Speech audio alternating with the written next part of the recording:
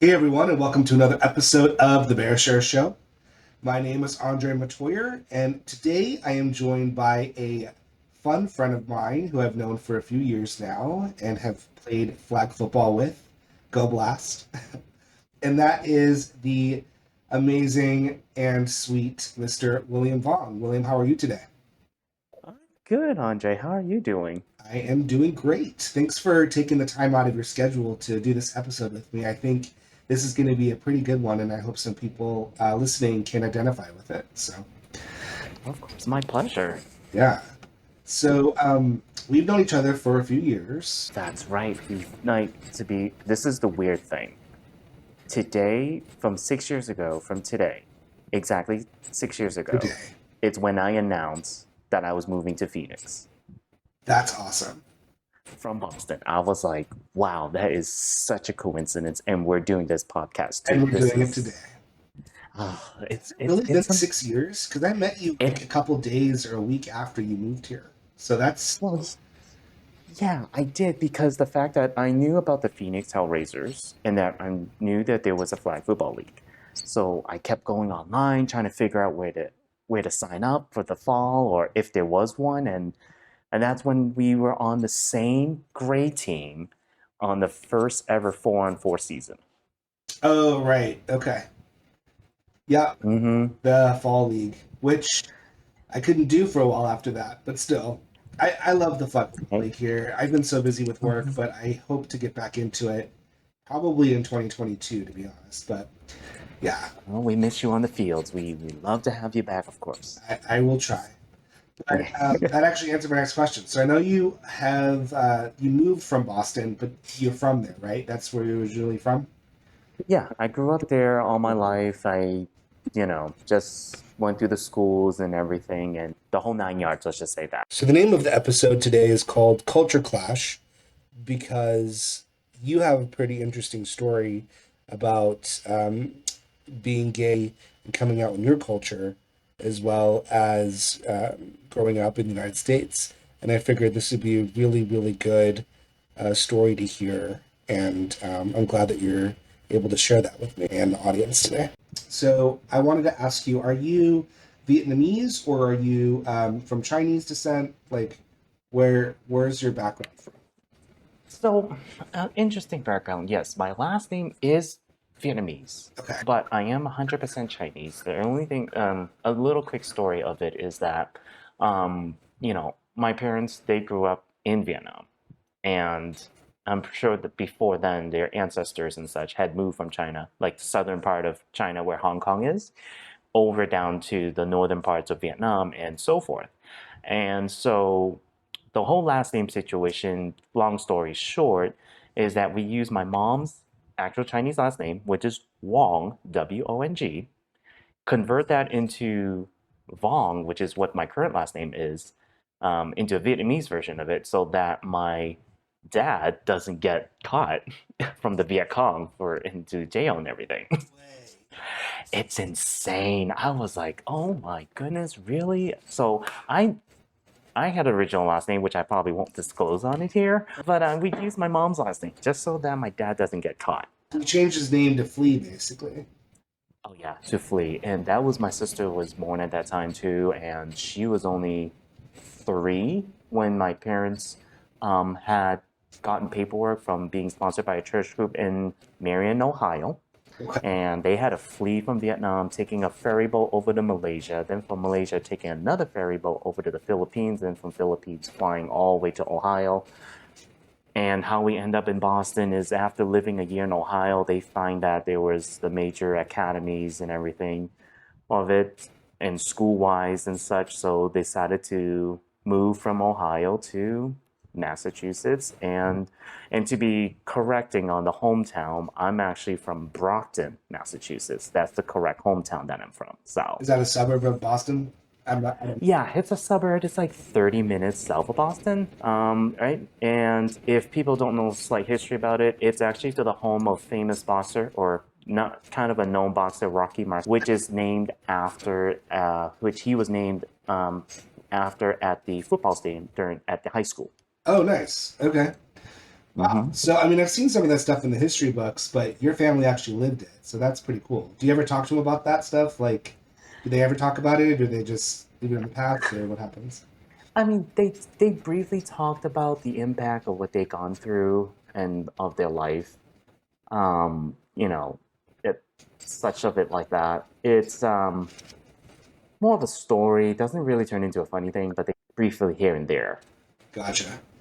Hmm. Yeah. I mean, I can imagine it was a pretty challenging time for them. So I mean, they're here now, though, right? So that's a good thing. Yeah, they became citizens in the early 90s, US citizens in the early 90s. My Okay. sister became citizen when she went to elementary and stuff, so that's how she came about How to be many a US years older citizen. is your sister? She is 6 years older. I have a middle brother. He's 2 years older than me, and I'm the youngest. Okay. Um, so I know that with Asian cultures, it really just depends.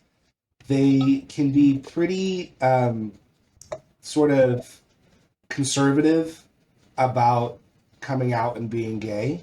Um, so, Okay. Willie, I know that you grew up in the home from a Chinese background, and I know that it must have been difficult when you were coming out. So, explain the process of how you came out. And I know that you've had some issues with some mental health, and I know that coming out was a big deal for you. So, if you can, please share with me your story of coming out and your battle with all of it.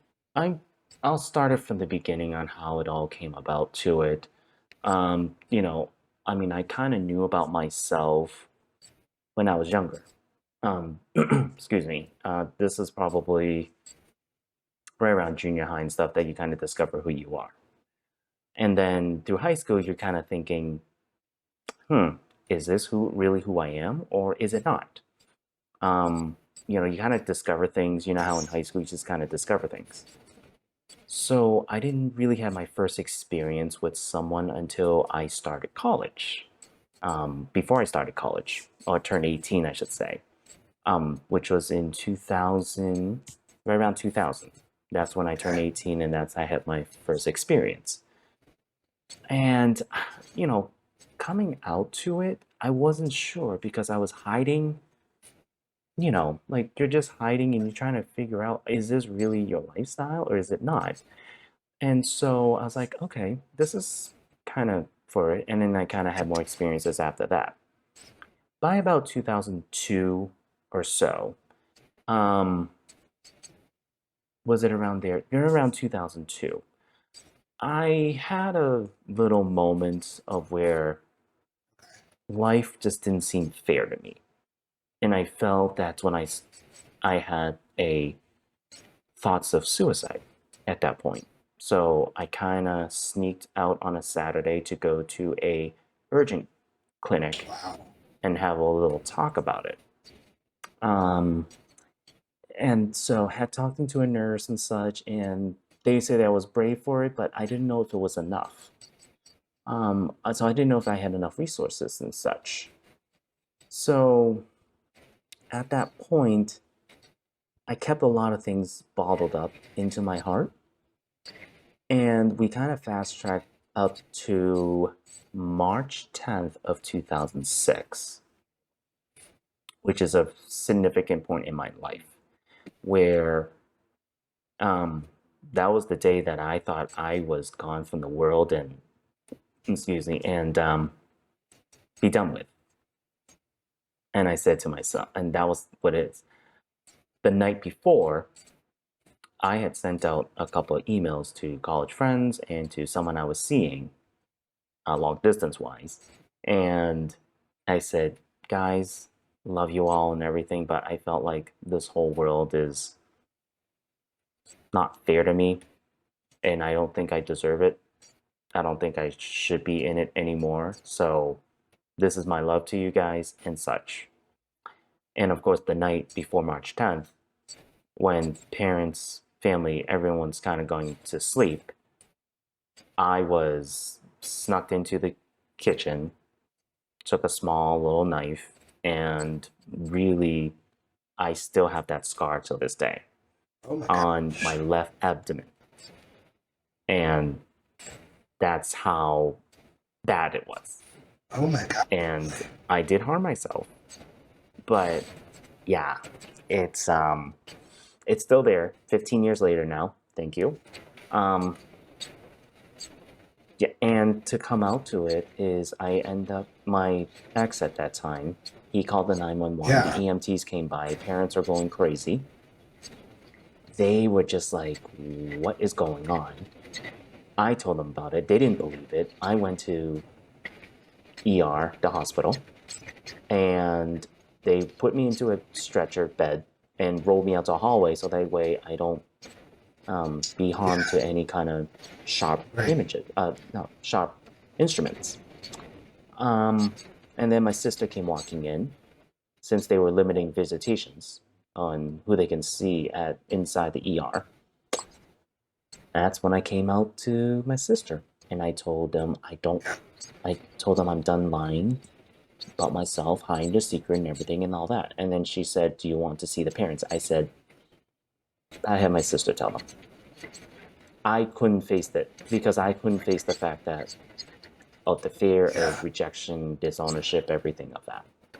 And that's when the doctors and ER doctors that said they shipped me off to a rehab that was about 45 minutes away.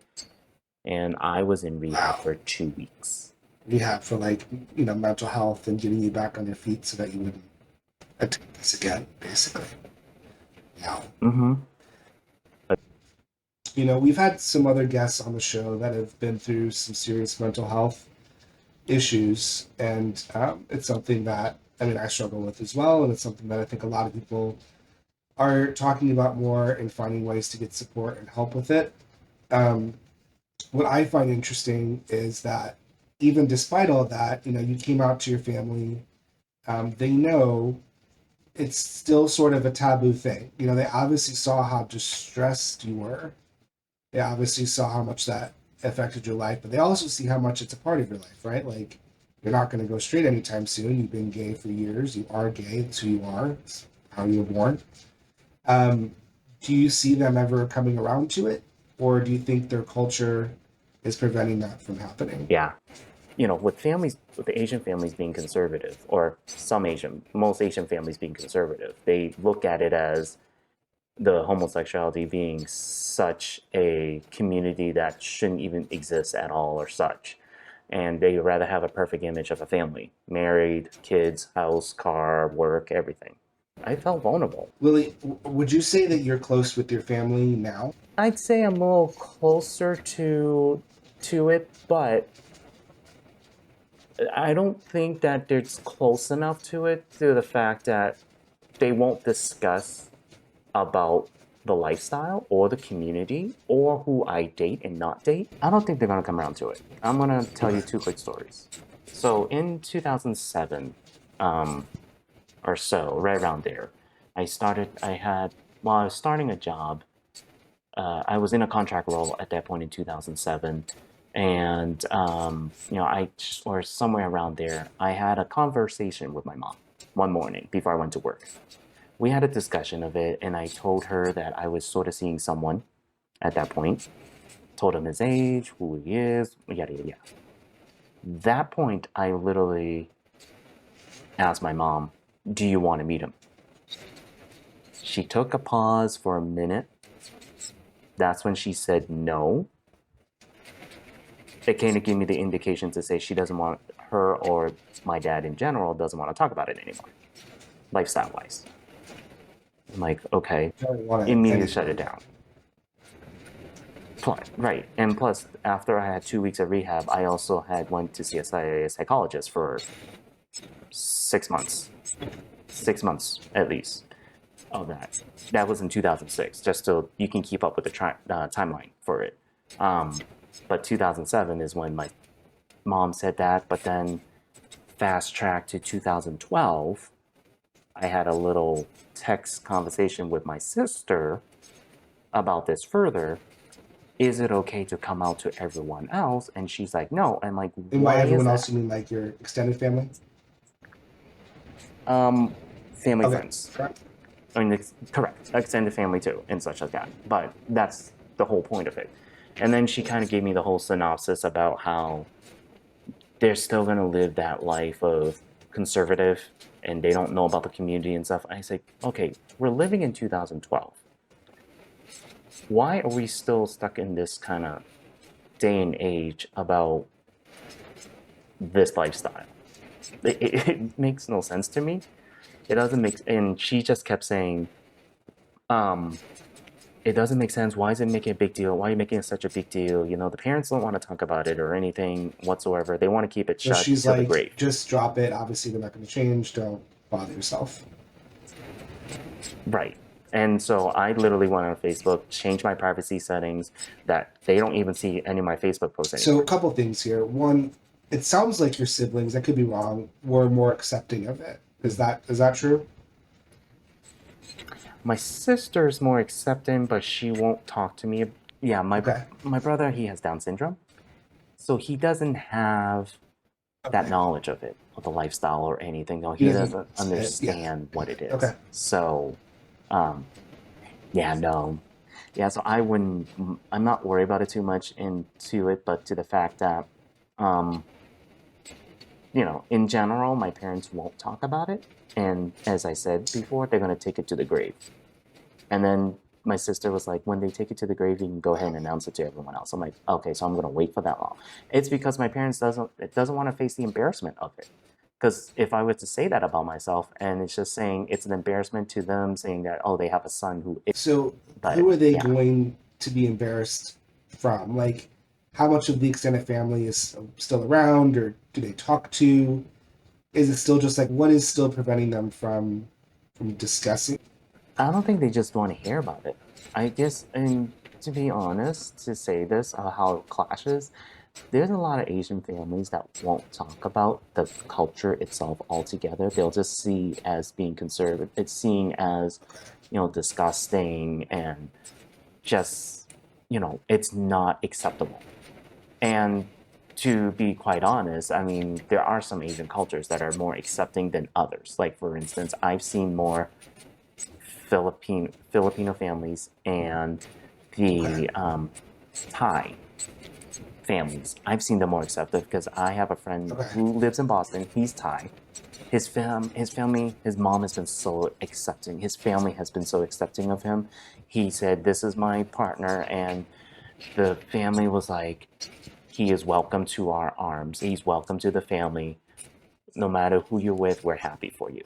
I'm like, why can't I feel that kind of Yeah. same feeling as opposed to, you know, toasting my friend about it? And he's a different Asian descent. I'm like, this Right. is, So is this yeah. common amongst like so did you grow up in the household really embracing the Chinese culture, or did you become more Americanized when your family moved to the States?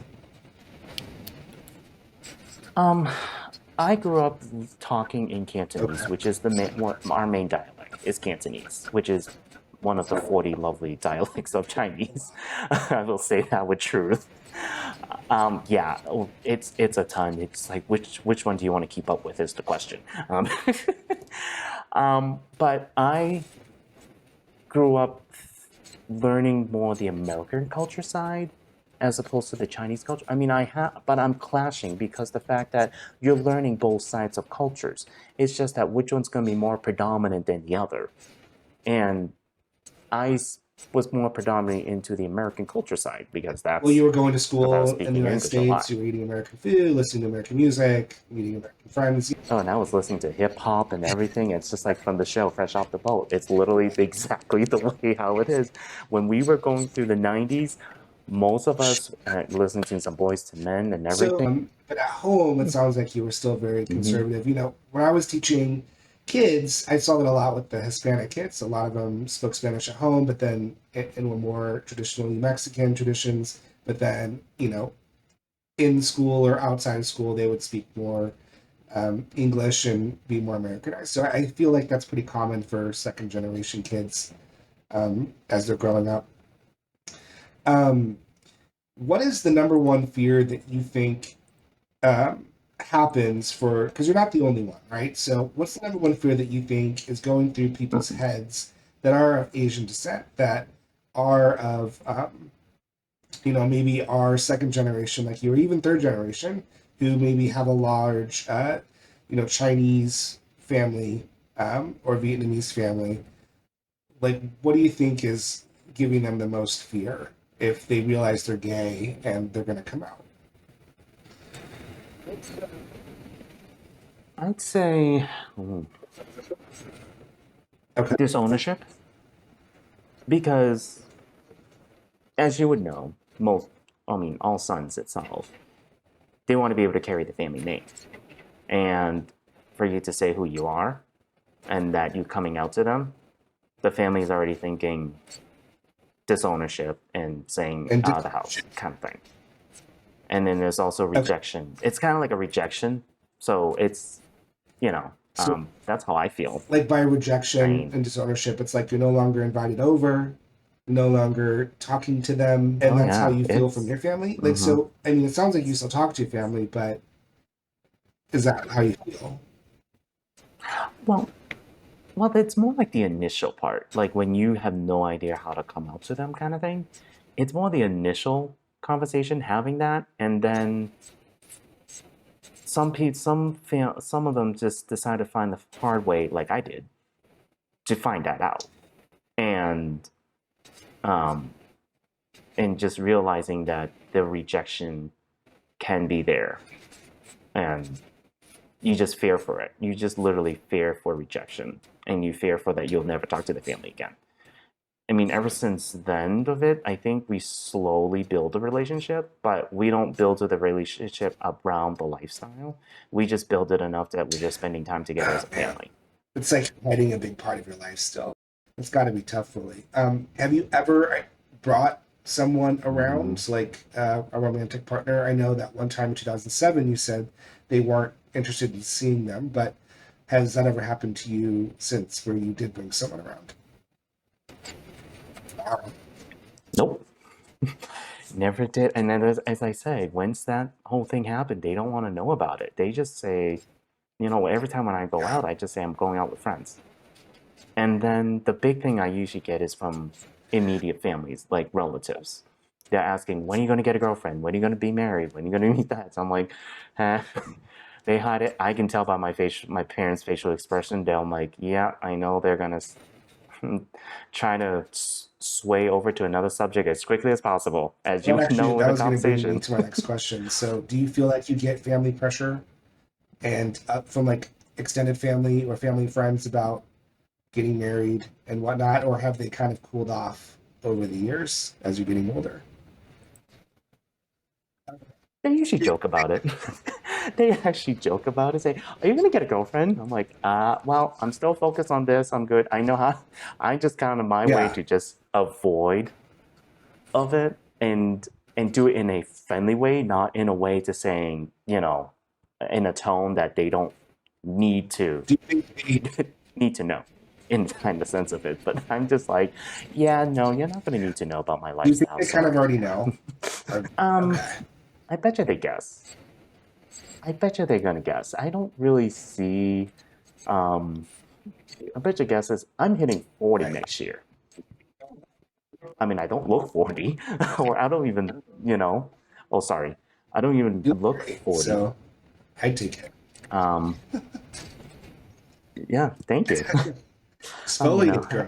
I do my best. I know, You right? mentioned it earlier about how some Asian cultures seem to be more accepting. Um, like, why is that? Do you Mhm. think? Do you have any idea of what's causing some Asian cultures to be more accepting, and while others maybe hanging on to those more conservative roots? I think I'm not an expert on all the cultures. I'm gonna say this is what I believe in. Um, they look at it as very life is short. And you gotta love your kids, no matter what they do in life. Well, there are certain things you don't want to agree on it, but I think it's with the lifestyle. They just start looking at love in a different perspective. It's not just the whole one male, one female. Now it's like same sex. It's love. It's not, you're human. I think that's what they're looking at. They're human. They're not just like Sure. aliens out from outer space or something, you know? Um, that's how I see it, and that's how I think why a lot of them are, or ones that I know, they've been more accepting. And just like with my friend from Thailand, he has family that's accepting of his partner, and that how they always FaceTime and they always conversations about it and everything. It's Have you had a chance to yeah, visit either and China or Vietnam at all growing up? in Okay, 2012 is the only time I've been to Hong Kong. Um, that was for my first cousin's wedding. My first exactly cousin, to the day. exactly 3 years older than me, That's cute. to the day and the month. Did you notice anything about gay culture when you were in Hong Kong? Did you have time to explore that or look into it while you were there? I didn't look into it while I was there. I don't even know where the culture is. It's a lot of the places we've been to was more the common places that you would take to a tourist. So you can't really tell where is the actual action is happening, where the real it's happening and such. I didn't see that. Did I notice was there a lot? No. Of people of Okay. walking around on the streets. I didn't notice that. I didn't notice a lot of things of it, so that's why, as you can tell, they're just more hidden. Although in Hong Kong TV series, they've had characters that are That's interesting. gay. Um, I that's interesting. Yes, agree. It's interesting. Yet they don't talk about it too much. Although there are some celebrities that are Chinese descent are trying to be more Okay, within activists China. for the LGBT. So yeah, well, within the within the Hong Right. Kong China itself. Well, even though Hong Kong's part of I get China, which still doesn't make sense, but that's okay. Um, um, they're just trying to be more activists of it and be more spoken of it. But I think people are still fear for. They don't want their family name Is to there a be religious shamed aspect to this? upon on. Like, I know there's a lot of religions that frown on homosexuality, and that religion is a huge part of their culture. But with Chinese culture, does it come from religion, or where's the hesitation of accepting gay people coming from? I think it has touched a little bit of religion, but I'm also thinking, as I'm thinking through it, that the news itself don't Okay, even talk much about the LGBT in the past. I will say that in the past, but I don't know has it improved since then, sure. of Well, more China's exposure big about it. censored, so To be honest, there are a lot of shows um, that maybe would play here may or may oh not yeah. play there. I don't know. Oh, I will Yeah, say this. Sometimes even some of the Jackie Chan really. movies, they won't even show it. Yeah, Western or there's some, not okay. all, but um, Western, not what he's done over there, but some of the Western stuff. Even Transformers, I think I've heard one time that didn't Wow. even Okay. get shown much in China. I was like, wow, really? This is So a I little know more a couple conservative than things. I thought. When the Star Wars movie Episode 9 came out, there was a scene of two women kissing. I know that part got cut for China, but a lot of movies and culture are really banking on Chinese audiences. So they'll do that to get them in the seats because they don't want to offend them. So obviously there's still, and that's a pretty recent movie. Obviously there's still some, you know, anti-gay sentiment there. Yeah, I mean, I'll even say this, even on social media, on the social media sites over at China itself, as you would know, they'll block Facebook a bit, they'll block stuff. And it's like, how does, and then it's kind of like saying, if you're conservative, you're blocking things that are going to be important to the world that they want to see change. That's the biggest thing. It's Right. I like they mean, don't want China to has the adapt to that largest change. population in the world, so you can't tell me there's not But gay people in there just by probability. mhm. They're there. They're just living here, and that's so Right? hard. Right? So Oh. backwards, especially here when we've made so much Mhm. progress. There's still a lot of work to do, but we've made so much progress. Um, I was in Singapore in the fall of Exactly. 2019, which has a huge Chinese population. Mm-hmm. But sort of the same thing, and I did get to see that where they don't talk about gay stuff. I didn't see any couples. I did see, however, two gay bars that I walked by. One was on one street, and one was above that stinky fruit. That's like the fruit of that country. Oh my gosh, the durian. There was like a stand, and there was like Oh, a gay bar right above Darian. that. And I noticed because I heard some good music, like, and I was like, ooh. And then, of course, I look up and I see a pride flag, and I'm like, oh, of course, right? um, yeah, I mean, yeah. But, Right. so the fact Hello. that they had gay bars, I'm like, okay, like, obviously they're not hiding it. They have a pride flag out. But when I asked some of the locals, they told me that technically it's illegal.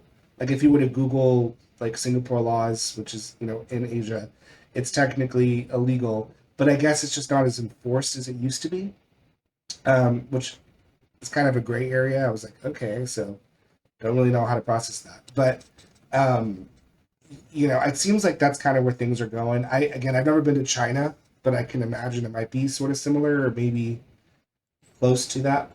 Willie, I do have a couple questions Mm-hmm. for you. I want to thank you so far for just sharing that story about you coming out and having it, that the suicide attempt. I think it goes to show that holding all that in, right? Like not being able to come out, hiding who you are, that's really tough on a person. And I'm glad that you were able to get the help and support you need. And I think that's really important that we help each other out with mental health. But what advice can you give anyone who's listening, who could be of some sort of Asian descent, like Chinese, Vietnamese, etc.? What advice can you give them about coming out? So how can they do that, even despite the risk of getting kicked out or disowned? What advice can you give them? Well, first That of all, you're welcome for this, and thank you for having me on the show too. Of course, this has definitely been a lot of things to be able to come out of it. What advice can I give them? Um, well, it can be a different couple of scenarios, but to be honest, I would say to, your family is your family. They are going to have their own perspective about this lifestyle. And you're going to go through life and you're going to meet people that are going through the same thing. And what I would say to them is just be strong for who you are. Don't look back on things that was said to you and just thinking that you're going to end your life or trying to take an attempt of it. Really be strong and knowing the fact that that's the past. This is the present, and you're going to have a future for it. You're going to want to live somewhere that gives you a different perspective. And so, a biggest advice is just be strong and and the other thing is love for who you are. Don't including try to change it for right? someone else for it. If you're trying to change for someone else, you're not Yeah, you're not Willie. You're not Andre. You've got to show who you are. If you don't show it, people are going to see a lot of vulnerabilities, and then that's when yeah, you start developing insecurities yourself, and then you wanting to say, you're going through a mental health yeah. state that you And don't I want to be think in. I think that's important, right? Like we would love our family to be supportive, and for those that have supportive families, Mm-hmm. that's awesome. You're very lucky to have that. But you're right. Like whether you tell your family or not, it doesn't Mm-hmm. change who you are. You're still gay. So I think it's better to tell them, and then just whatever they say back to you, just don't let it, um, degrade who you are, because who you are matters, and who you are should be seen and should be respected. You know, so if they decide that they don't want to talk to you, that's unfortunate. Maybe they'll come around, but still do you. Because it being gay is who you are. You can't change that. And then finally, I know that your coming out story was tough, and that obviously affected your mental health and your depression. So, what advice can you give to those struggling with mental health and being gay in general? So, just in general, what would be your best advice? Wow, I have a couple of them, but if there was to be a best one, is if you're in a mental state of taking to that chance, to that last resort of it, reach out to a friend. Reach out to a couple of friends, not just one, a couple of them. Have a have a conversation face to face, to Yeah. FaceTime, meet at Starbucks, meet somewhere that you can actually have a conversation. And also, or do a have a overnight, stay overnight. Have them come over to your place and stay overnight, kind of thing. And really vent out everything that's holding inside you, like you're bottled up. Yeah. Like you're so bottled up that you don't want that to happen. And then you create stress, you Yeah. create anxiety, nervous breakdown, the whole 9 yards. You don't have to do that. The best thing is reach out to friends. That's really the first thing. And of course, a next thing you can also do is just call, like, head to the ER. Don't even call it. Just head to the ER. Head to the ER and saying, look, I'm having some mental health issues of it. You know, that's all that. And the big resource I can probably say to just say it out to people is if you're really in that mental state that you can't reach out to friends or something, use the National Suicide Hotline. I think that's an absolute big thing for it to give out too. Find that number Yeah. Go and ahead. talk to them. I mean, I can give out the number here. The number is 800 two seven Gotcha. three 8255, and that is the National Suicide Hotline. And and from reading about it and what they are, they're willing to talk to you and making sure Yeah. because Take they're trained crisis. to, you know, um, exactly. So, but that's also some of those advices I can give, and just seriously, we are in just like in the Olympics. Yeah. Simone went through a big mental health issue. This is ties into it. It's not because she was depressed. It's just because she wasn't even know if she's going to hurt Yeah. herself in doing Yeah. those flips. As in gymnast terms, they say twisties. I'm like, oh, that's a term I never knew about. I'm like, Break oh, your what's to leg. the twist? Break your. Oh, that's twisting. Never mind. Yeah. Break your leg, your neck, or anything. And I'm reading social media and how it's recepting of it, and I find it shocking how people are like, oh, if Simone was in that kind of state, it kind of she wasted a spot for some other gymnast that could have gone to the Olympics. I said, excuse me? I'm glad that Simone at least brought it, to our Exactly. attention. Right. So, and plus, of course, with depression, it is Huge. is such a big thing still. No one seems to I think. see that Yeah. it's I such a think big issue, no anymore. matter what. And this mental health state that we're Yeah. in, no matter where you live and whatsoever, it's still an issue. Why do you think we still have psychologists and Oh yeah. psychiatrists and It's anyone always going else to be an that's issue. of it? I want to So, add on to I had I know right? someone who was concerned about a friend of theirs who was attempting suicide, and they felt like they didn't know what to do. They're like, is this person being serious? Should I actually call the number for them? The hotline. What should I do if I have a friend who's gonna hurt themselves? And my answer was, if they say that to you, call the number, or you call the number, and let that professional be the one to judge how serious it is. We're not trained for that. Well, unless you are, but we're not trained for that to diagnose. Okay, maybe they're just joking. Maybe they're being, maybe they don't need help. That's not our call. If you feel like someone does need help, provide the help and let the professional take over and make that call. Mm-hmm. Exactly. So, but big advice is if you see a Facebook post or something, Sure. you can try to reach out. If you have their phone number, call them. If not, hey, call the 911 and say, look, this is this person's phone number. I'm not sure if you can be able to find them by GPS. Because now we're in Yeah. such modern technology that you're going to be able to find that.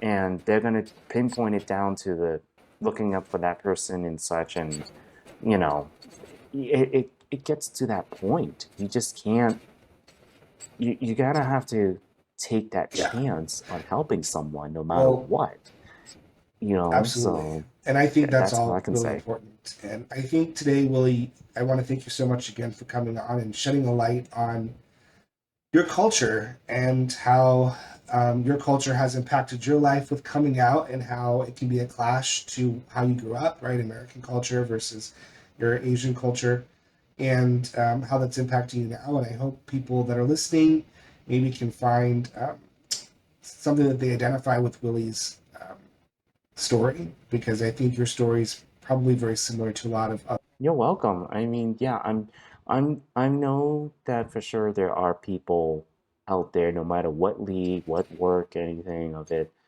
it's the same. It's going to be a similar Yeah. story, and yes, Thank you exactly. again, Willie, for coming on. And I want to just say thank you, everyone, for listening to this episode of The Bear Share Show. Please feel free to like and subscribe to The Bear Share Show on pretty much anywhere that you listen to your podcasts, from Spotify to Apple Music to Google Podcasts to YouTube and Facebook. If you have it, I'm probably on it. So, and then also feel free to send me an email for further suggestions, or if you have a comment on today's episode, at thebearshareshow@gmail.com. And then also feel free to find Willie on Facebook at William Vuong, and I'm sure he'll love to talk to you more about any sort of situations if you come from a similar background or have a similar story. So I just want to say thank you, everyone, again for listening to today's episode, and look forward to recording the next one. So thank you, everyone. Have a nice night.